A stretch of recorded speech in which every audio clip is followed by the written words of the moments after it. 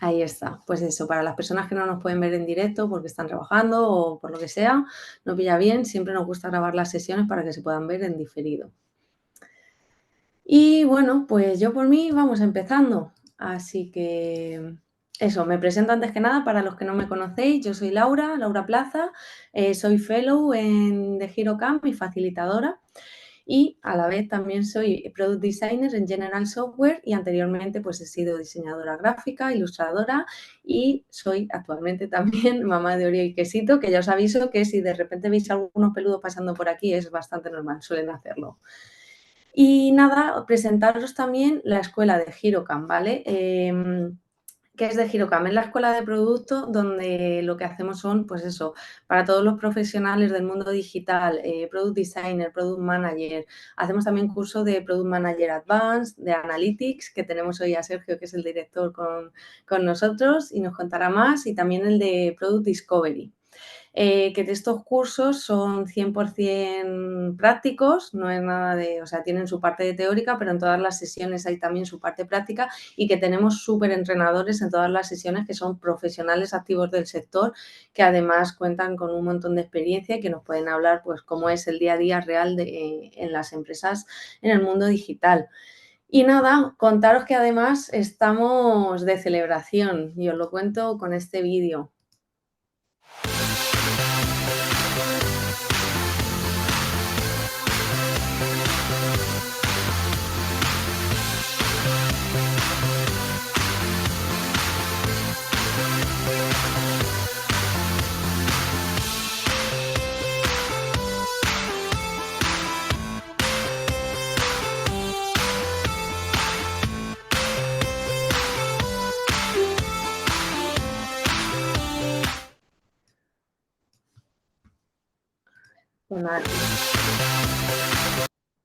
Como os decía, que la siguiente edición del curso de Product Manager es una edición muy especial porque es la edición 50, que es este es el curso con el que empezó la escuela y que va a ser una edición especial con algunas cosas extras y es en remoto, 100% online y empieza el 29 de febrero. Otros cursos otras ediciones próximas que os pueden interesar, la de Product Analytics, que empieza el 7 de marzo, que también es en remoto, y la de Product Discovery también en remoto el 11 de abril. Si os interesan otros de los cursos, pues ahora os voy a dejar info por aquí por el chat para que podáis bichar todos y que miréis a ver qué es lo que más os llama la atención. Y yo por aquí ya me callo y le doy pie a Sergio, ¿vale? Y te dejo que te presentes y todo. Es más, voy a dejar de compartir pantalla para que puedas compartir tú y pasar los slides cuando lo necesites. Mira, aquí tenemos la primera aparición. No te oímos, Sergio, está Vale. muteado. Sí, sí, no decía Ahora. que perfecto, que ya tenía que aparecer en algún momento, así que perfect timing para una transición. Lo primero, daros las gracias a todos por estar aquí esta tarde, ¿vale? Al final, el tener un espacio en el que podamos contar no solo lo que hacemos desde la escuela, pero también bueno, pues sacar un ratito para hablar de métricas un miércoles por la tarde, quizás pueda ser algo que hay que poner un poco de interés, ¿no? En el sentido de que las métricas es una de esas materias que id contándome por el chat cómo lo soléis trabajar en vuestra empresa, si es algo que trabajáis de manera habitual o no, pero que suele ser uno de los temas que en todas las ediciones que hemos dado de Product Manager y las que hemos dado de Product Analytics hasta ahora, pues han generado mucho, mucho interés y en cierta forma también algo de respeto con lo que la gente llegaba, ¿no? La idea de qué difícil es medir, qué tenemos que medir, cómo interpretamos estas métricas. Y al final el ejercicio que vamos a hacer hoy, estamos empezando el año, seguramente que en muchas de las empresas, si no en todas, ya tenéis proyectado, ¿no? Qué es lo que tiene que ocurrir a lo largo de este año. Y ahora lo que quiero que hagamos durante la sesión de hoy es ver cómo, ¿no? Y qué deberíamos estar midiendo para de verdad ser capaces de interpretar qué está ocurriendo con nuestro producto, ¿vale? Entonces, voy a compartiros pantalla rápidamente. Confirmadme que se puede ver todo. Voy a poner aquí y voy a poneros aquí para veros, por si alguien comenta algo en el chat. Id Lo utilizando único, el chat. si la quieres poner en modo presentación, que Voy ahora a está ello. en modo edición. Voy a ello. Ahora ya debería estar. Sí. Perfecto. Nada, lo que os decía de ir utilizando el chat también para todas esas preguntas que tengáis, para que no quede nada en el tintero. Lo interesante de este tipo de formatos es que podáis ir preguntando todo, ¿no? Porque no os vayáis con dudas y aprovechar el ratito que vamos a dedicar. Si hay alguna pregunta que sea concisa con lo que estamos hablando, la contestamos en el momento y si no, las dejamos para el final y hacemos un ratito de Q&A para ir resolviendo todo lo que tengamos hoy o que no se haya entendido del todo, ¿vale? Para presentarme, me llamo Sergio. Actualmente, como decía, estoy en Lisboa y soy el responsable de marketing de ImageLine, que es una empresa que se dedica a la producción de un software de producción musical que utilizan artistas que seguramente os suenan, como Bizarrap, por ejemplo, con todos sus temas, pero sobre todo en Estados Unidos muchísimos productores tanto de hip hop como de trap o de música electrónica, ¿no? Es decir, un área para mí súper interesante, muy enfocada en el desarrollo de software y trabajar con el producto y trabajar con estos artistas, que es algo súper motivante. Antes de esto, yo llevo trabajando en producto digital ya casi 10 años, desde que empezamos con nuestro primer proyecto, hace 10 años ya, que se llamaba The Idealist, y a partir de ahí he trabajado en distintas startups como BP en Madrid, People en Madrid y Grover, una startup alemana, donde me he encargado sobre todo de las tareas de growth, que es aquello que conecta desde mi punto de vista todo lo que es el marketing con producto, para ser capaces de entender cómo adquirimos los usuarios, cómo hacemos crecer nuestro negocio, cómo hacemos crecer nuestro producto, pero sobre todo trabajando la parte del producto que establece esa conexión en cómo lo estamos presentando, cómo es esa experiencia de uso, cuánto tiempo lo utilizan, qué porcentaje de los usuarios están encontrando valor, etcétera. Al final, todo esto me llevó, junto con la escuela, a desarrollar el curso de Product Analytics, que es, como comentábamos al principio, uno de los cursos nuevos que surgen por la demanda de conocimiento, ¿no? O de esa información por parte de la gente que ya venía haciendo los cursos. En los cursos de Digital Product Manager, que celebrando esta 50 edición, yo empecé a colaborar con ellos hace ya bastantes años. Una de las cosas que en mi sesión relativa a growth y relativa a cómo establecer ciertos KPIs era esa necesidad creciente de entender cómo podíamos medir de manera efectiva, ¿no? Y qué cosas son las que tendríamos que medir. Y entonces surgió esta posibilidad de dedicar este área que para mí, si lo miro en perspectiva, es una pieza de Lego que encaja perfectamente con aquello que la gente que se dedica al mundo de producto debe o puede conocer y que incrementa mucho el valor como profesional, porque al final quita esa capa de dependencia de otro equipo de business intelligence o un equipo de analistas para poder encontrar las respuestas que nosotros queremos encontrar dentro de nuestro producto, ¿no? Entonces es como ganar un área de independencia que además, como vamos a ver a lo largo de la sesión de hoy, no tiene que ser súper compleja, sino que es algo que contestando a las preguntas clave ya nos van a permitir obtener una foto o una realidad de cómo está funcionando nuestro producto. Y dicho esto, ¿cómo vamos a estructurar la sesión de hoy, ¿no? O qué es un poco el propósito de lo que yo quiero contaros.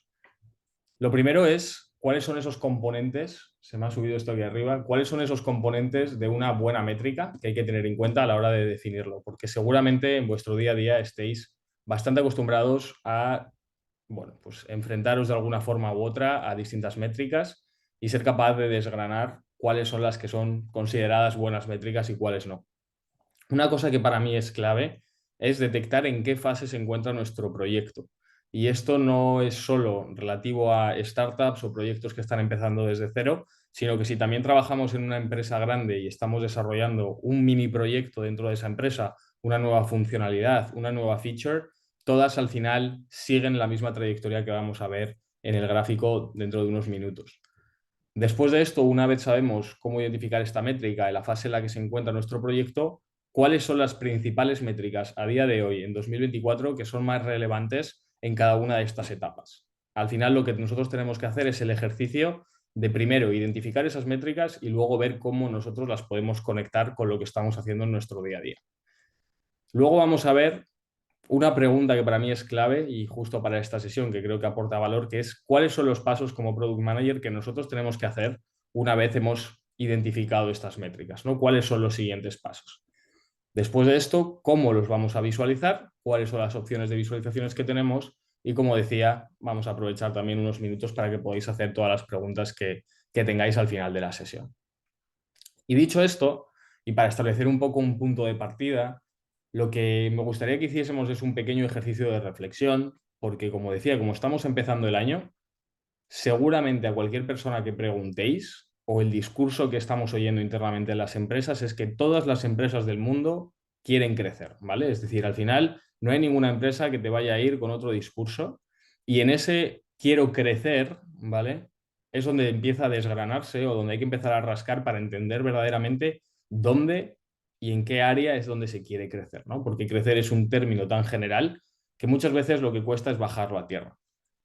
Las primeras preguntas que nos tenemos que hacer es qué métrica se quiere impulsar, cómo afecta esa métrica al equipo de producto, es una métrica que nosotros podemos influenciar de alguna forma o no, y quién tiene el ownership final de esa métrica, si depende de nuestro equipo de producto, si depende del equipo de negocio, si depende del equipo de marketing, al final quién posee el ownership de esa métrica que nosotros queremos ayudar a hacer crecer.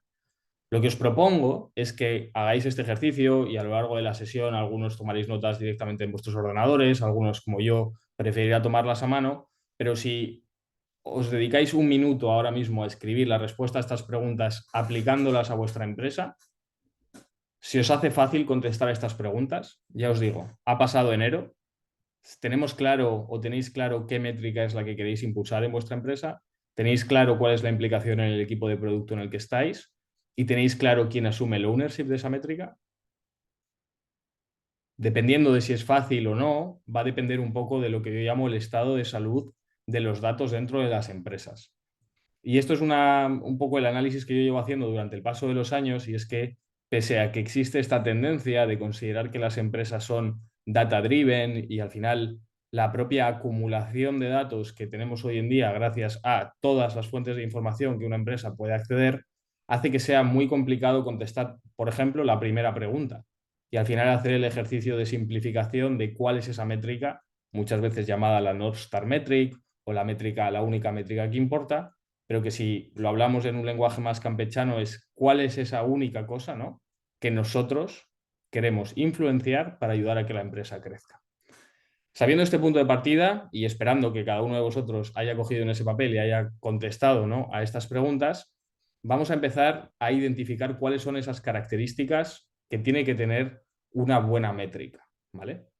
Conectadlo, si podéis, con lo que habéis contestado en la primera pregunta. Es decir, ahora vais a analizar si la métrica que en vuestra empresa os han comunicado que quiere crecer cumple alguno de los criterios de lo que consideramos una buena métrica. Lo primero es que sea fácilmente entendible. Y digo fácilmente entendible porque el propósito de las métricas es que sean claras y concisas y que sirvan de un lenguaje común para las diferentes áreas de la empresa. Muchas veces vemos métricas, indicadores, KPIs que son muy complejos a la hora de entenderlos de un vistazo y eso dificulta mucho que la gente los utilice en su día a día. Entonces, una buena métrica tiene que ser fácilmente entendible. Esto no quita que sea compleja, simplemente que sea fácilmente entendible para que independientemente de que tú en el equipo de producto hables con una persona que esté en Customer Support o hables con una persona que esté en el equipo de Growth, sepáis identificar a qué se refiere esa métrica en concreto. Una cosa que para mí es muy importante es que las métricas al final las trabajemos con un ejercicio de comparación, es decir, que sean comparables. Cuando vemos grandes titulares en prensa o cuando vemos esos grandes números o nos lo dicen nuestros colegas de profesión, normalmente nos dan un número que es un número absoluto. Y esto hace que sea muy difícil determinar, sin un ejercicio de comparación, qué es lo que verdaderamente está pasando con esta métrica.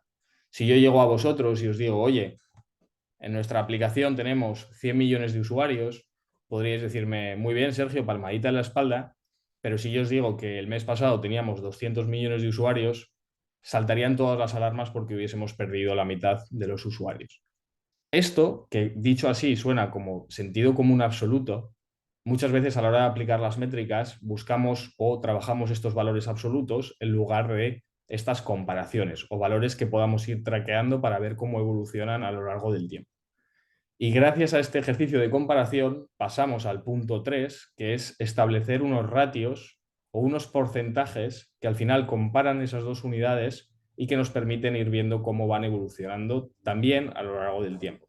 Yo soy súper fan de los ratios, porque al final es una métrica que te permite poner en contexto dos, ¿no? Entonces, en una métrica simplificas todavía más ese ejercicio de hacerlas entendibles, pero muy pocas empresas aplican estos ratios, ¿vale? Entonces, vuelvo a la primera pregunta. ¿Cuál es esa métrica que queréis ayudar a crecer, ¿no? En estos ejercicios que estamos haciendo para 2024? Y si cumple al menos con estas tres primeras características. Y luego una cuarta que quizás sea la que más afecta a la proactividad que nosotros, ¿no? O la responsabilidad que vamos a tener sobre estos datos a la hora de cambiar nuestro comportamiento. Seguro, seguro, seguro que los que hayáis tenido algo de experiencia trabajando con datos, habéis visto dashboards con mogollón de fuentes de información que realmente los veis, pero que no, como que no os queman nada por dentro para cambiar vuestro comportamiento. Simplemente decís, vale, pues va mejor o va peor, pero una buena métrica debería ser algo que cuando lo viésemos, inmediatamente, si es bueno o si es malo, nos llevase a hacer una acción. En el caso de que sea algo positivo, nos llevaría a seguir apostando, ¿no? Por esa feature, por ese canal, por esa tipología de usuarios y en caso de que sea algo negativo, a radicalmente cambiar o arreglar lo que pueda estar fallando, ¿vale? Aquí pongo el ejemplo, no lo he hecho a propósito, obviamente, pero imaginamos que un avión se va a estrellar. Digo que no lo he hecho a propósito porque ahora todo el mundo está hablando de una película de Netflix que va de esto, pero imaginemos un piloto que está viendo que está cayendo en picado y que ve los típicos indicadores, pues una métrica para que él reaccionase o no reaccionase sería un poco hacer esa traducción o este ejemplo de cómo una métrica que vemos nos llevaría rápidamente a coger el mando, ¿no? Para tratar de evitar ese accidente, usando el mismo ejemplo. Peliculón, por cierto, por si no lo habéis visto, ¿vale? Pero bueno, claro, ahora es un timing bastante fatídico, pero como analogía sirve. Entonces, teniendo estas cuatro características de las métricas, insisto que el ejercicio que tenemos que hacer es, cuando veamos esas métricas, cuando veamos esos famosos OKRs, Objective Key Results, que muchas empresas empiezan a aplicar y esos KPIs, y cada uno de estos Key Results van asociados a una serie de métricas, que entendamos si verdaderamente estas métricas cumplen estas cuatro características. Porque en el caso de que no sea así, podríamos llegar, o sería nuestra responsabilidad, levantar la mano y decir, oye, vale, esta métrica no es comparable, esta métrica no es un ratio, o esta métrica es algo que realmente no somos capaces de entender cuál es el impacto que va a hacer, ¿no? O en que nosotros podemos influenciar en ello. Y ligado a esto, no solo es importante definir qué es lo que consideramos una buena métrica, sino en qué fase se encuentra nuestro proyecto. O lo que decía antes, no solo nuestro proyecto considerando startup, sino una feature que estemos trabajando, una nueva funcionalidad o un mini proyecto que estemos trabajando en el producto más grande o la empresa más grande en la que estemos trabajando. Cuando hablamos de métricas, las métricas que más popularidad gozan son las métricas pirata, que son las que vemos en la pantalla, que al final representan cuál es el flujo normal de adquisición de un usuario. Digo que gozan mucha popularidad porque son las que trabajamos los equipos de marketing y al final nos hemos encargado de que como equipos de marketing sean las más utilizadas, pero cuando las vemos desde la perspectiva de producto o siguiendo un poco con la forma en la que las trabajamos en la escuela, no corresponden necesariamente a las distintas etapas por las que pasa un producto. Si vemos en esta diapositiva, hay una parte, sobre todo la parte de awareness, que sería la parte más de conocimiento, que está ajena o que es independiente a la parte de producto como tal, pero desde la parte de adquisición, la activación, la retención, el revenue y el posterior referral, sí que son patas que el equipo de producto, trabajando conjunto con la gente de growth y de marketing, pueden asumir ese ownership porque tienen o pueden influenciar en cómo la gente está utilizando ese producto, ¿vale? Si cogiésemos estas distintas métricas pirata y las ponemos en cómo funciona en las fases de desarrollo de un producto, nos encontramos un modelo parecido al que vemos ahora en pantalla, ¿vale?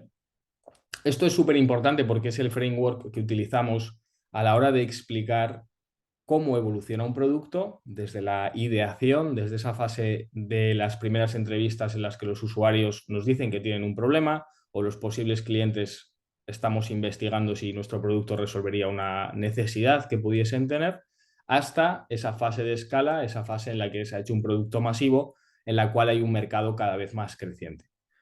Si vemos las distintas etapas, nos encontramos sacadas del inglés la fase de empatía, la fase de recurrencia, la fase de viralidad, la fase de ingresos y la fase de escala. En la fase de empatía partimos de que, como vemos aquí, en el eje de las Is, la atracción es muy, muy baja, tiene un pequeño pico porque son los primeros usuarios que están testeando nuestro mínimo producto viable y estamos siendo capaces de preguntarles y tener investigación cualitativa con ellos, hacerles preguntas sobre qué están opinando.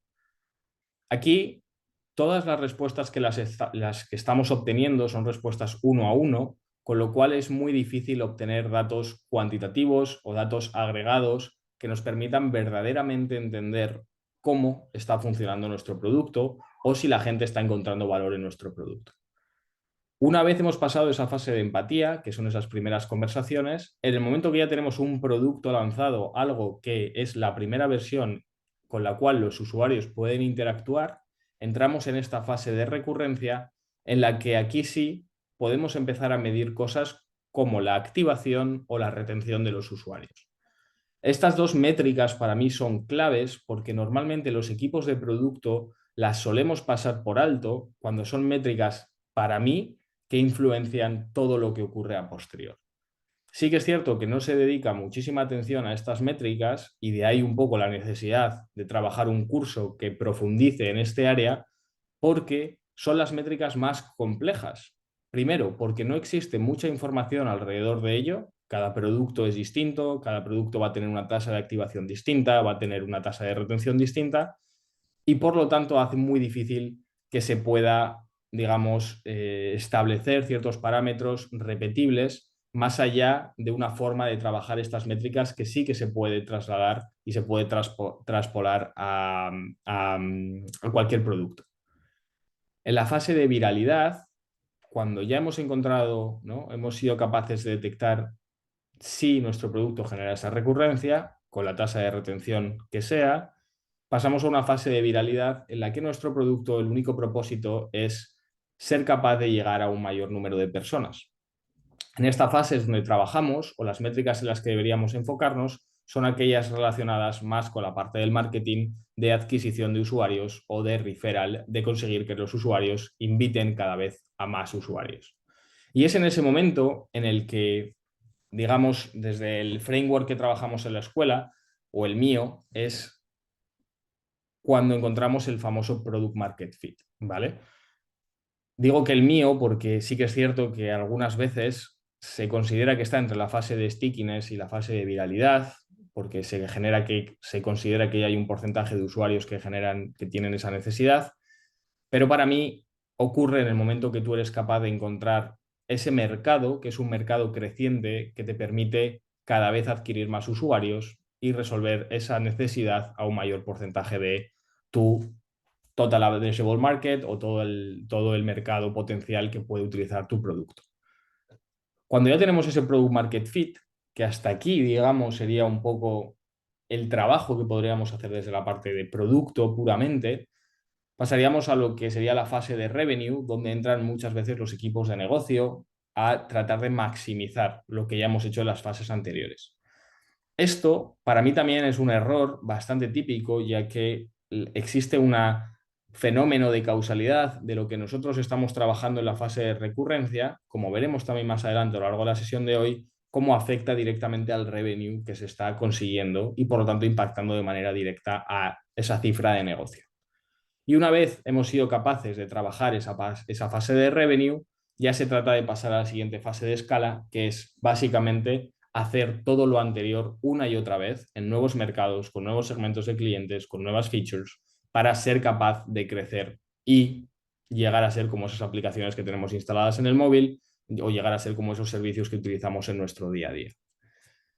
Esto al final reduce mucho, mucho, mucho, ¿vale? Y el ejercicio de simplificación que trato de hacer es de todos esos grandes números o esa cantidad de datos que podemos tener a nuestra disposición en las empresas en las que trabajamos, se trata de reducir el foco a en qué momento consideramos que estamos y por lo tanto coger una de estas cajetillas y decir, vale, vamos a enfocarnos en la tasa de activación, vamos a enfocarnos en la tasa de retención o vamos a enfocarnos en el revenue. Contestándome o asumiendo esa posible respuesta que habéis dado en la primera pregunta del anterior slide de cuál es la métrica que la empresa quiere hacer crecer, lo que ocurre es que la gran mayoría de las veces la métrica que se quiere hacer crecer va asociada a la parte de revenue. Y no sé cuántos de vosotros quizás ha coincidido con la métrica que se os ha presentado como el gran objetivo para este año. Lo que nosotros tenemos que hacer desde la parte de producto es entender cómo esta métrica que se encuentra más avanzada y quizás en algunos productos lejos incluso de la fase de ideación donde estamos, cómo la podemos conectar con lo que estamos haciendo hoy en día, primer ejercicio, y el segundo ejercicio, cómo podemos hacer entender que pese a que eso pasa a ser la prioridad desde el equipo de negocio, desde la parte de producto hay otra serie de necesidades dada la fase en la que se encuentra esa empresa. Sí, Laura, has levantado la mano. Preguntan, Sergio, por el chat si el eje X son las métricas. El eje X hay una mezcla porque está en la fase que está en colorines, es las distintas fases en las que se encuentra la empresa. Como vemos, trabajas la atracción y a medida que vas incrementando el número de usuarios que tú tienes, esa atracción corresponde a distintas fases en las que se encuentra tu empresa, ¿no? La fase en la que estás trabajando para conseguir esa información de los usuarios, trabajando para que crezcan, trabajando para maximizar el beneficio y posteriormente para que termine de crecer. Y las métricas, todavía no hemos entrado a definir las métricas, simplemente las áreas en las que deberíamos trabajar. Sí que está debajo, que es la ordenación de las métricas pirata, para saber que en la fase de recurrencia vamos a trabajar la activación y la retención de los usuarios. Ahora en un ratito veremos con qué métricas en concreto podemos ver eso. La adquisición, el referral y el revenue, ¿vale? Que es un poco donde vamos a centrar el tiro. Vale, y preguntaban también si es un framework ya existente o es algo creado por necesidad de un área concreta. Es un framework que combina dos frameworks distintos de trabajo. Uno es el del modelo Lean Analytics, que se popularizó a raíz de un libro muy famoso que os recomiendo si estáis interesados en este tema. Y el otro es el framework de las métricas pirata. Lo que ocurría, sobre todo cuando yo empecé no solo a dar las clases, sino en mi propio día a día, es que no se correspondía el centrar primero el paso en adquirir cuando todavía no tenías un producto que fuese capaz de retener a los usuarios. Entonces, el propio orden de las métricas pirata en sí mismo no tenía mucho contexto desde la perspectiva de producto, porque desde la perspectiva de producto vamos a tener que trabajar una serie de cosas antes de empezar a trabajar en adquirir usuarios en masa. Si no hacemos eso, cosa que es un fallo que yo he hecho varias veces a lo largo de mi carrera, nos convertiremos en el famoso ejemplo es un cubo con agujeros en el que tú echas agua, que serían esos usuarios, pero que se están yendo continuamente por el fondo del agujero.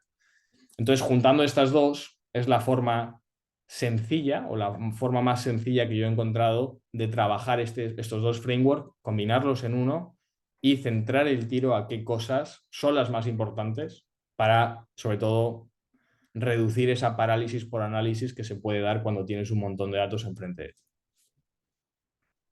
No sé si hay alguna dudita más. Nada, era eso. Gracias, Sergio. Vale. Nada, id preguntando, que a mí me parece súper interesante hacerlo así bidireccional bueno, pues, ir contestando vuestras preguntas y tener algún tiempo también para respirar. No, pero y si cojo mucho acelerón, también me lo decís porque he tomado demasiado café hoy y también puede ser eso algo que influya.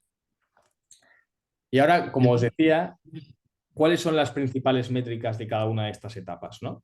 Que contestáis un poco a esa pregunta. Las habíamos dividido en cada uno de los bloques y ahora bien, ¿cómo podemos seleccionar solo algunas?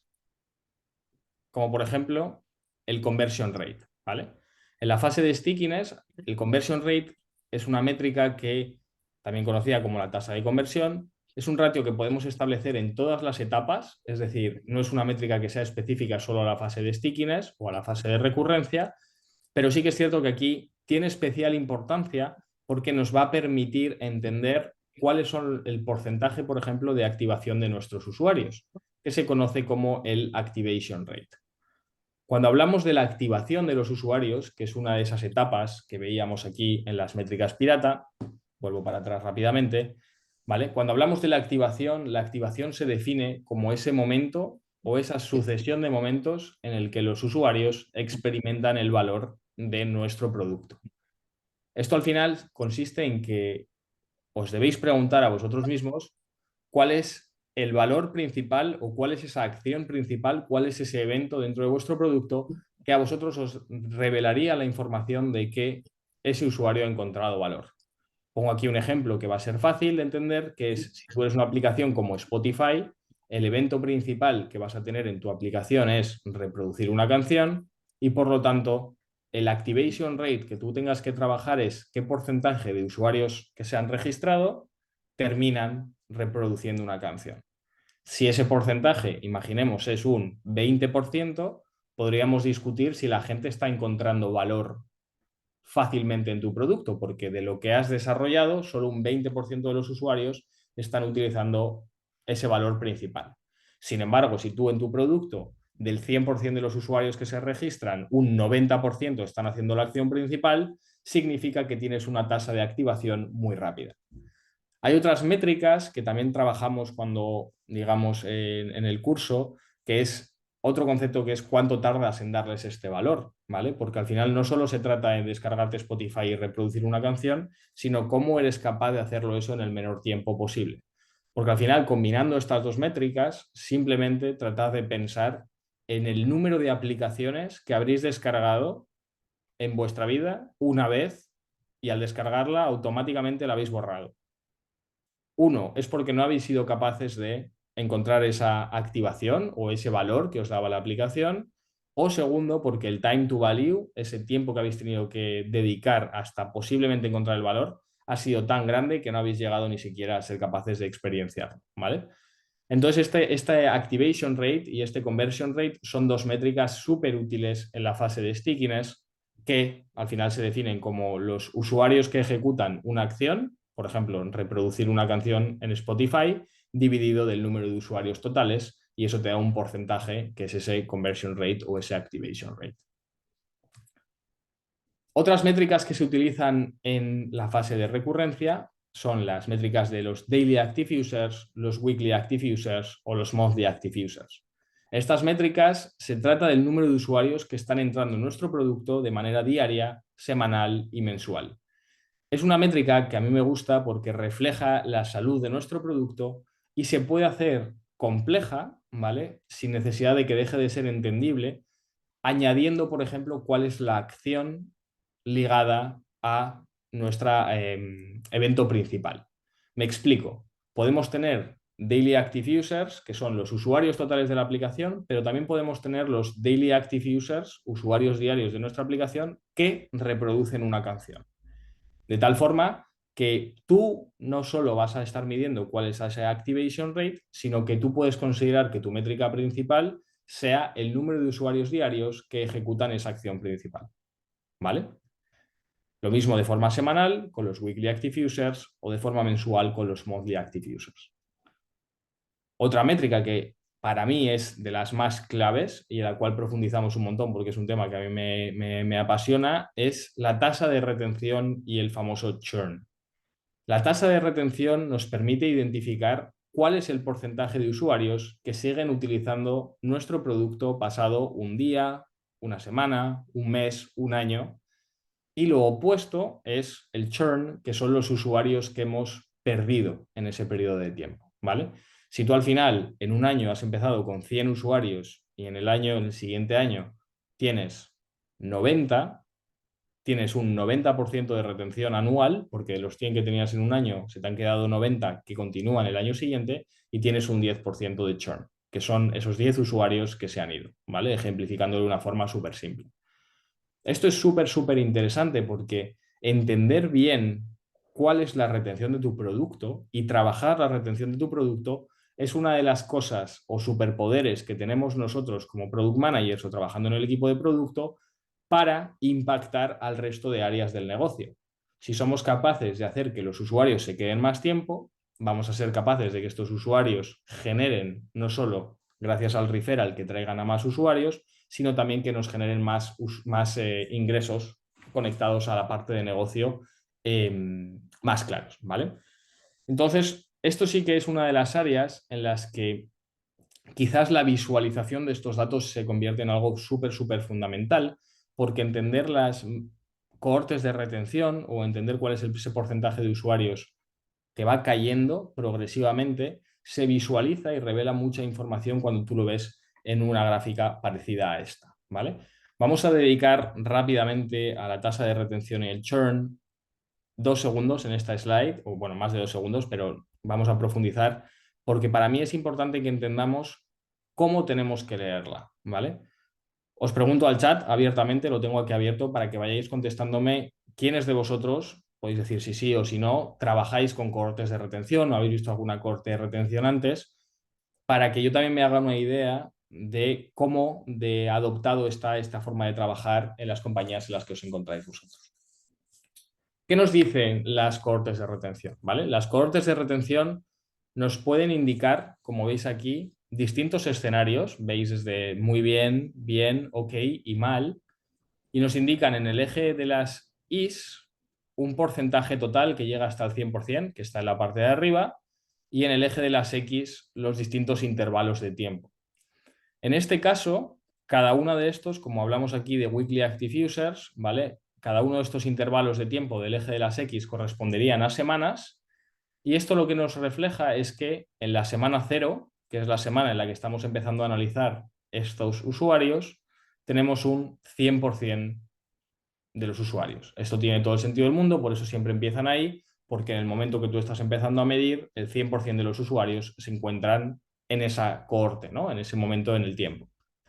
Ahora bien, ¿qué ocurre? La semana 1, 2, 3, vemos cómo estos números van bajando, ¿no? Y van decreciendo, en el caso de las 3 que están en gris. Lo más habitual es que las cohortes de retención se comporten de forma similar a las grises que estamos viendo en la pantalla. ¿Qué es lo que ocurre y por qué consideramos que una cohorte de retención que se acerca peligrosamente al eje de las X es mala? Es porque si lo analizamos, significa que de los usuarios, del 100% de usuarios que hemos sido capaces de adquirir en un momento determinado, pasados 20 semanas, tenemos me lo invento, que no sé exactamente el número, pero vamos a poner un 10%. ¿Vale? Si esta métrica llega a tocar en el eje de las X, significaría que los 100 usuarios que incorporamos, pasados el tiempo del eje de las X, si llega a 0 es que les hemos perdido absolutamente todos. ¿Vale? Esto para mí, insisto que es clave porque nos permite trabajar a día de hoy con lo que va a pasar en el futuro y por lo tanto ser capaces de, desde el producto, introducir mejoras para ir empujando esta curva de retención y trabajarla para que se acerque, tenga cierta inclinación como esta que se encuentra ok, que se acerca al eje de las X pero de una forma mucho más gradual, la que se considera que es good, que es tener una tasa de retención que es estable a lo largo del tiempo, que significa que un porcentaje de tus usuarios han encontrado un valor y al final ese porcentaje de usuarios que han encontrado valor se queda, ya no sabe vivir sin esa aplicación o sin ese producto. Y luego la que se considera great, que es aquella que pese a haber estado mal a lo largo del tiempo o en esas primeras etapas, luego es capaz de revertir y reconectar a muchos de los usuarios que había perdido en semanas anteriores. Esto ocurre con muchas aplicaciones, sobre todo de índole social, o que tienen estos efectos de red, esto que se conoce como network effects, en los que necesitas que estén todos tus amigos para que esa aplicación tenga sentido para ti. Facebook al principio, TikTok cuando era Musical.ly y en la cuarentena todos volvimos a esa aplicación, pues al final ven esta serie de curvas en las que puede ser que se viese de manera peligrosa como caía, pero luego se pudieron revertir a lo largo del tiempo. Vale, veo aquí algunas preguntas. ¿Medimos números totales o tomamos en cuenta usuarios que perdemos y nuevos usuarios? Puedo mantener el número, pero los usuarios actuales no sean las mismas personas que hace 3 meses, aunque el número se mantenga, o hablamos del progreso de cada cliente. Es decir, en promedio, cada usuario es cliente durante 90 días. Vale, es muy buena pregunta porque aquí lo que tenemos que tener en cuenta es siempre el número de usuarios que teníamos al principio del periodo y luego de esos usuarios que hemos calculado, cuántos de ellos pasan o aguantan hasta el final del periodo. No qué es lo que ocurre entre medias. Es decir, si tú entre medias cada día tú vas a seguir recibiendo nuevos usuarios, en este caso, Tú estás cogiendo aquí una foto, imaginemos que es una corte de retención a día 24 de enero, que cómo se comportan los usuarios pasados 20 semanas, pero el 24 de enero. Los del 25 de enero tendrán una corte que será distinta o será muy parecida dependiendo de si está influenciada por una campaña, si está influenciada por un lanzamiento o si está influenciada por algún factor externo. Pero siempre que midamos esto, vamos a medir en el 100% una fecha concreta, un momento concreto o un segmento concreto de usuarios y al final del periodo sobre el total que habíamos medido en ese primer momento. Ani pregunta, asumo que los valores del eje X, el número de usuarios, es determinado de manera previa por la cantidad de usuarios que tiene registrados la empresa para establecer las denominaciones de OK, BAD, etc. Vale, en el eje de las X, esto que está aquí abajo se corresponde con los intervalos de tiempo, no con el número de usuarios. Es decir, aquí habla de semanas, pero imaginemos que estos son días. ¿Qué nos implica esto? Que el primer día, desde que un usuario hoy, 24 de enero, si mañana midiésemos de los 100 usuarios que hemos incorporado, si esto fuesen días, al día siguiente habríamos perdido más de 25 usuarios. Por eso tenemos, en este caso, una retención que estará, vamos a ponerle, en torno al 70%, ¿vale? Entonces, en el eje de las X trabajamos la línea temporal y en el eje de las Y trabajamos el porcentaje de usuarios totales, ¿vale? Para que quede claro, insisto que al final es una de esas métricas que, como os decía al principio, no existe muchísima documentación, pero que para mí se convierte en una de las, digamos, métricas o la visualización de los datos más útiles para ser capaces de influenciar en el resto de métricas. No sé si hay alguna dudita más, si no, vamos a seguir avanzando con otras métricas que son importantes, ¿vale? Como decía, para que vosotros los tengáis ahí en el radar para este 2024. Pasamos a la siguiente fase, que es una fase ligada a la viralidad, ¿vale? Y métricas que podemos trabajar que están enfocadas en adquirir usuarios y que es importante que nosotros también tengamos en mente cómo se llaman y si las podemos utilizar a la hora de establecer esa métrica como la métrica principal. Vale, una pregunta más nos hace Sandra desde cohortes. Cada cohorte lo contarías con los usuarios que entraron en una determinada semana, sin importar si fue el lunes o si fue el viernes. Así es, si nosotros al final estamos definiendo intervalos semanales, lo que vamos a coger es todos los usuarios que entraron en esa semana, que entrarían en este 100%, ¿vale? Imaginemos esta semana que se llama semana cero o week cero, que es esa semana en la que empezamos a medir, metemos todos los usuarios. Y aquí hay dos formas de hacerlo.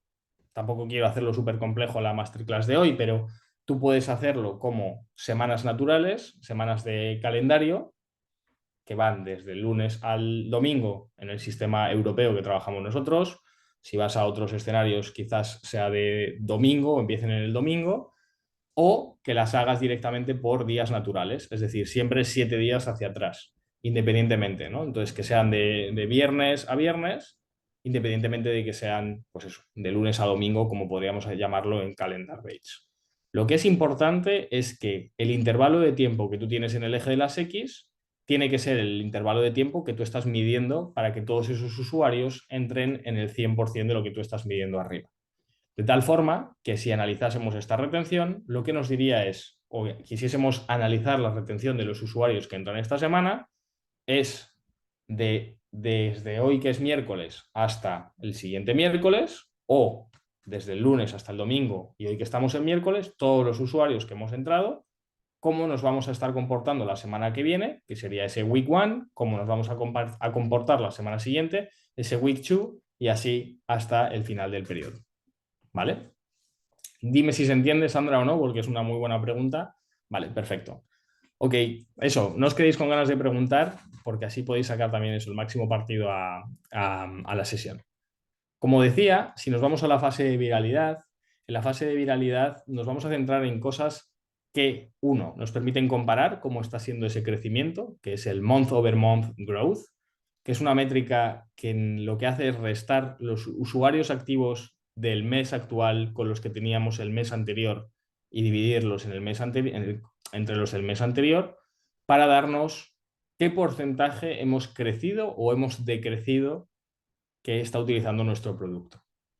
Si nosotros tenemos 1000 usuarios este mes y el mes siguiente tenemos 1.200 usuarios, el crecimiento, ese month over month growth, será del 20%.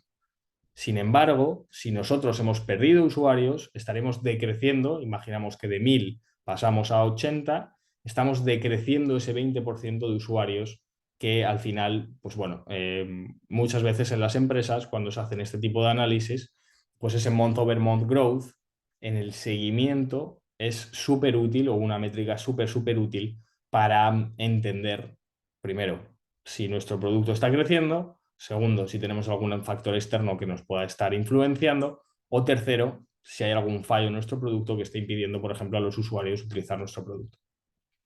Esto a mí me gusta mucho hacerlo month over month porque evitas o eliminas toda la estacionalidad que puede ocurrir a lo largo del mes, ¿vale? Y esto es algo que también me ha costado aprenderlo a lo largo de la experiencia, pero existe, por ejemplo, en España, en los productos que van orientados a una inversión económica, es decir, que los usuarios tienen que comprar, ya sean servicios de suscripción o ya sean e-commerce, existe una mayor demanda de esos productos en la primera semana y en la última semana del mes, porque es cuando la gente ha cobrado. Tiene todo el sentido del mundo. Sin embargo, en Estados Unidos, que se reciben cada 15 días, esa estacionalidad no existe tanto y se va dando como más intramensual con ciertos picos. Cuando lo haces de manera mensual, sobre todo si quieres comparar mercados más grandes o mercados internacionales, eliminas esa estacionalidad que puede existir dependiendo de los distintos momentos, ya sea dónde se hacen los pagos, cómo se hacen los pagos y demás, para tratar de estandarizar y poder comparar entre todos los mercados cómo están funcionando. Y otra métrica para mí súper importante, que es el coste de adquisición de los clientes, el famoso CAC, que seguramente lo hayáis trabajado también, que al final lo que nos hace es poner en la balanza cuánto hemos invertido en marketing, cuánto hemos invertido en el equipo de ventas y cuántos nuevos usuarios o clientes hemos adquirido. Esto se convierte en algo que es una de las métricas que más se nos exigen a los equipos de growth y de marketing, pero que yo también he visto en mi propia experiencia cómo puede ser influenciada por el equipo de producto. Porque al final, si tú tienes una buena capacidad de registrar a los usuarios que están viniendo por una campaña de pago o que están trayendo ciertos clientes, esa tasa de activación o esa tasa de registro, que también veíamos al principio, puede ayudar a decrecer el coste de adquisición de cliente, ¿vale?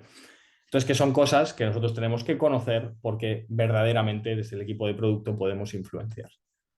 Y una que es clave para mí del equipo de producto es ese coeficiente de viralidad o el K-viral como una de las métricas que nos permiten entender cuántos usuarios nos traen los usuarios que estamos adquiriendo. Es decir, han tenido una buena experiencia y por lo tanto de manera gratuita están invitando a la gente para que se una a nuestro producto o servicio. Esto es súper importante porque trabajar esta parte, conectándola con como la hablábamos con el Customer Acquisition Cost, si somos capaces de hacer que los usuarios que estamos adquiriendo nos traigan gratuitamente, y digo gratuitamente porque pueden estar incentivados con los famosos 10 euros, te doy 10 euros y obtienes un pedido de comida gratis, o un traslado en taxi o Cabify también gratuito. Esto que se considera gratuito permite elevar este referral para traer a nuevos usuarios, ¿no? Y reducir ese coste de adquisición. El K-viral se calcula como el número de invitaciones que son enviadas por cada usuario por el porcentaje de conversión de estas invitaciones. De tal forma que imaginemos una aplicación en la que los usuarios de media invitan a 10 personas y de esas invitaciones 2 personas aceptan. Se unen a nuestro producto y por lo tanto tenemos un 20% de tasa de conversión y tendríamos un coeficiente de viralidad 2, que si lo tradujésemos todo a una sola frase sería que cada usuario que viene a mi producto me trae a 2 usuarios de manera gratuita. Entonces esto tiene un coeficiente de viralidad que hace que vayamos creciendo más rápido porque cada usuario nos trae a 2. Espero que se entienda. Si hay dudas, no dudéis en preguntar por el chat. Y luego en la fase de revenue, y quizás esta sea una de las métricas que yo también he ido actualizando a la hora de cómo trabajaba las distintas métricas a medida que he tenido distintas experiencias en distintos productos y que añades distintas variaciones que explican, ¿no?, hacia dónde va el mercado. Y por eso también un poco el hecho de que la masterclass vaya orientada a cosas que ocurren en 2024. Y es que quizás antes os sonará el lifetime value, el famoso lifetime value, que es la cantidad de ingresos que te genera un usuario, pero hay un concepto que a mí me gusta más ahora, que es el Lifetime Gross Profit, que hace referencia a esos ingresos totales que genera menos el coste de lo que te cuesta vender, ¿vale? Ese cost of, el coste de los bienes. Lo pongo ahí con una diferenciación, un asterisco, que es que si un boli a mí me cuesta 9 euros y lo vendo por 10 euros y cada cliente me compra 10 bolis a lo largo de su vida, si mirásemos a las métricas, tendríamos que el lifetime value son 100 euros, porque cada usuario me ha comprado 10 bolis por 10 euros. Tenemos unos costes de 90 euros y por lo tanto el lifetime gross profit que tenemos es de 10 euros. Esto es importante porque luego vamos a ver una métrica que se asociaba mucho al lifetime value que no tenía en cuenta el coste que teníamos, ¿no? El coste de operativa para poder entregar esos bienes y esos servicios. Y esto ocurría porque tradicionalmente las empresas tecnológicas, las Big Tech, ¿no? Las empresas donde también podemos haber trabajado muchos de nosotros, ese gross profit era tan alto que el lifetime value prácticamente era igual al lifetime gross profit.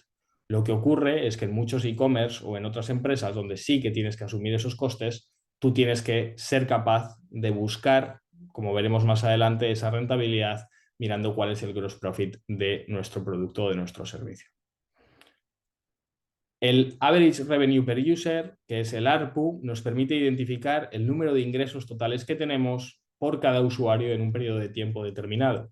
Aquí sí que hablamos simplemente de revenue porque vamos a ser capaces de establecer ese revenue per user, que luego va a ser una métrica súper interesante para ser capaces de identificar si a lo largo del tiempo somos capaces de incrementar el valor que nos genera cada uno de los usuarios. Y aquí hablamos de valor absoluto, porque en el otro lado de la balanza ya estamos hablando de ese lifetime gross profit, donde hemos calculado cuál es el gross profit verdadero que nos queda de cada una de las transacciones que estamos haciendo. ¿Hasta aquí se entiende?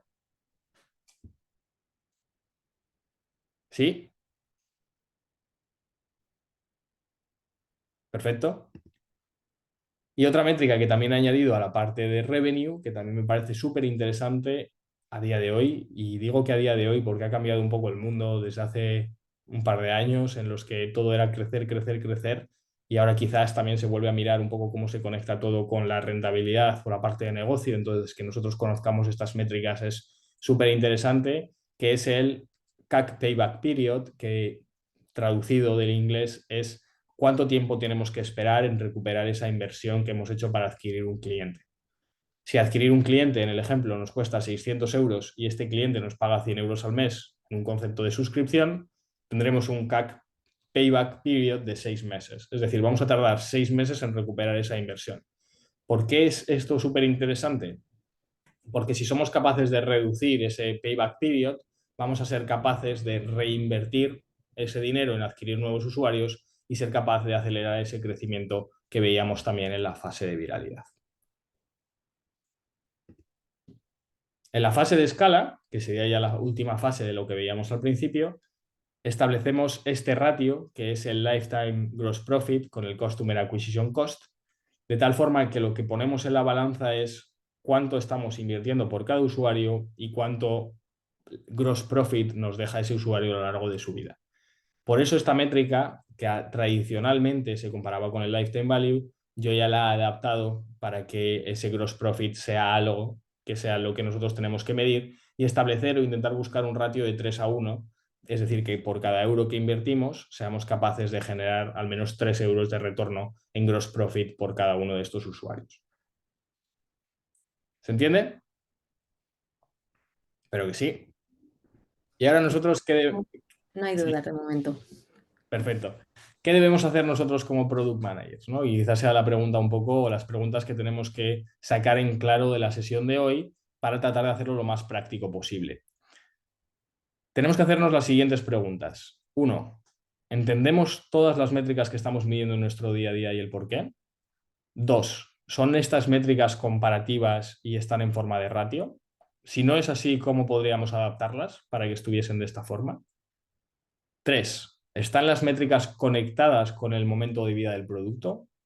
Pongo esto con lo que hablábamos de estar empezando a desarrollar una nueva feature, una nueva funcionalidad o una nueva digamos, un nuevo mini producto dentro de nuestra empresa y estar ya mirando métricas de revenue antes de mirar métricas de activación o de retención de los usuarios. Y luego, por último, tenemos un dashboard para poder visualizarlas de manera sencilla o cómo va a ser el resto del equipo capaz de ver estas métricas, ¿vale? Sandra nos pregunta, ¿el CAC Payback se calcula con revenue o con profit? El CAC Payback, el coste, se calcula con el lifetime value, es decir, con lo que hayas generado. También lo puedes adaptar para hacerlo gross profit. Cuando hablamos de estas métricas, si me preguntases a mí, mi recomendación sería hacerlo con el gross profit, precisamente para que el resto de métricas que hemos estado viendo, sobre todo estas, tengan sentido, ¿vale? Porque al final tú vas a poner siempre en relación cuánto te cuesta y cuánto te genera ese gross profit. Con lo cual, cuando haces el CAC Payback Period, es calculando lo que te generará de gross profit. Insisto que este es un pequeño tweak a lo que vas a encontrar seguramente cuando busques más información, porque normalmente todas estas métricas van asociadas o tradicionalmente han ido asociadas a ese lifetime value, ¿vale? Espero que te haya servido la... Ok, perfecto. Gracias, Sandra, ahí por la participación. Y a la hora de cómo visualizamos los datos, vamos a tener dos tipologías de dashboards que tenemos que ser capaces de utilizar desde la perspectiva de Product Management, que es esas métricas que yo llamo de producto, que suelen visualizarse en herramientas como Google Analytics, Amplitude o Mixpanel, que permiten crear distintos dashboards que explican el funcionamiento de nuestro producto y son métricas, o sea, son plataformas que nos permiten de forma exploratoria encontrar muchas respuestas a lo que nosotros queramos entender de nuestro producto. Y luego las métricas de negocio, que normalmente se suelen representar en Excel, Google Sheets, Tableau, Power BI, que tienen una forma parecida a lo que vemos en la pantalla, que quizás sea algo en lo que también estemos acostumbrados a visualizar. ¿Qué ocurre? Que muchas veces trabajamos producto como si fuesen puramente métricas de negocio y no trabajamos o no tenemos herramientas que nos permitan esa visualización de datos, ¿vale? Entonces, una de las cosas que yo os recomendaría, si no lo hacéis ya, es trabajar en vuestras empresas con plataformas que os permitan encontrar o navegar esas métricas para establecer esos ratios, para establecer esas cortes de retención, para establecer esos funnels y por lo tanto poder dar respuesta a muchas de las cosas que hemos estado viendo a lo largo del día de hoy. Y por poneros un ejemplo, ¿vale? Simplemente para que lo veáis, a la hora de visualizar los datos con métricas de producto, nosotros en el curso trabajamos con Amplitude como herramienta para poderlo visualizar. Yo voy a cambiar ahora pantalla para que podáis ver algunas métricas, cómo podemos visualizarlas de forma súper rápida, ¿vale? Y que, bueno, cojáis un poco la perspectiva de cuál es el potencial que se puede utilizar para encontrar respuesta a nuestro producto gracias a este tipo de plataformas, ¿vale? Así que voy a dejar de compartir esta pantalla, todavía el Q&A no, y voy a dejar de compartir esta y voy a compartiros desktop. Vale. Ahora estaréis viendo, si todo va bien, mi panel de Amplitude, ¿vale? Aquí vamos a analizar una aplicación de reproducción de música como si fuese Spotify y como veis aquí podemos ver de una forma muy rápida, ¿vale? La gente que ha reproducido una canción o vídeo de manera diaria y entender, ¿no? O sacar métricas como cuántos usuarios están reproduciendo una canción o vídeo cada día y tener aquí una progresión de qué está ocurriendo con el uso de manera diaria. Podríamos mirarlo de manera semanal para tener los weekly active users y ver aquí cuántos usuarios de manera semanal tenemos en nuestro producto o de manera mensual para establecer cómo ha ido evolucionando o no el uso de los usuarios que reproducen canciones o vídeo.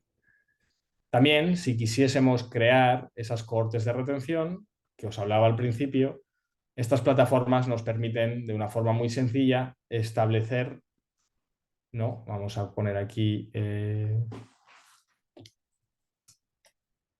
usuarios que se hayan registrado, ¿vale? Y vamos a poner una retención semanal como la que veíamos al principio. Nos permite entender, ¿no? Cómo va evolucionando de la misma forma que veíamos en la gráfica anterior, cómo los usuarios nos vamos acercando, en este caso que estamos investigando aquí, peligrosamente de nuevo al eje de las X, revelándonos un poco la salud de nuestro producto, ¿no? Es decir, que pasadas prácticamente 12 semanas, nuestro producto hemos perdido gran parte de los usuarios que estábamos adquiriendo. Simplemente quería daros unas pinceladas del potencial que tienen este tipo de herramientas. Y nada, vuelvo a la presentación para que podamos aprovechar. Me he pasado ahí un poquito del tiempo. Espero que no os importe y aprovechar un ratito para poder hacer las preguntas en caso de que las tengáis. Pues eso, si queda alguna duda, también como las hemos ido resolviendo durante las charlas, que está genial, la verdad, pero si queda alguna cosita ahí en el tintero, lo podéis ir escribiendo. Y si quieres, mientras compartir, Sergio, la siguiente slide, y para los que no tengan duda, esa es. Aquí os volvemos a poner los QR de los que hablábamos al principio, por si queréis más info o queréis saber un poco más de esta edición 50 del curso de Product Manager, donde, como decía Sergio, se veían dentro del curso de Product Manager hay, iba a decir una asignatura, suena un poco a colegio, hay un módulo de métricas, 1 o 2 módulos, no me acuerdo ahora bien, y si queréis centraros solo en analítica y en métricas, pues está ese curso específico de Analytics. Y bueno, veo que por el chat van dando las gracias. Gracias a No sé vosotros. si alguien tendrá alguna duda. Sí, en el de Digital Product Manager 50 además también estaré yo dando los bloques porque han hecho un poco como los reencuentros de Friends, ¿no? Entonces hacen con algunos profes que llevamos más tiempo y en el curso de Product Analytics sí que profundizamos en muchas más de estas cosas, además de dar un poco la perspectiva de no solo hasta dónde se puede llegar, pero con un producto real, ver cómo es la implementación, cómo podemos medir muchos de estos eventos, cómo podemos predecir con Machine Learning estos eventos y al final se hace un bloque muy interesante, no porque lo hayamos diseñado nosotros, pero para mí es súper útil ver cuál es la progresión de partir de la nada a paso con al final la ayuda de los profesores que saben mucho más que yo de cómo instrumentar y cómo poder sacar todos estos datos del producto. Nada, cualquier duda, gracias a vosotros por los comentarios y las preguntas. Y si no, pues cualquier cosita también estamos en contacto para poder resolver todo lo que queráis. Pues eso, muchas gracias. Como veo que no hay dudas, además voy a ir cerrando la grabación y eso, nos vamos despidiendo. Muchas gracias por haber estado aquí participando, además que habéis estado bastante activos. Y lo dicho, os mandaremos el enlace a la grabación y la presentación, no sé si la vamos a compartir, Sergio, yo creo que también, ¿no? En Sí, la PDF. podemos compartir, sí. Eso es. Así que nada, muchas gracias.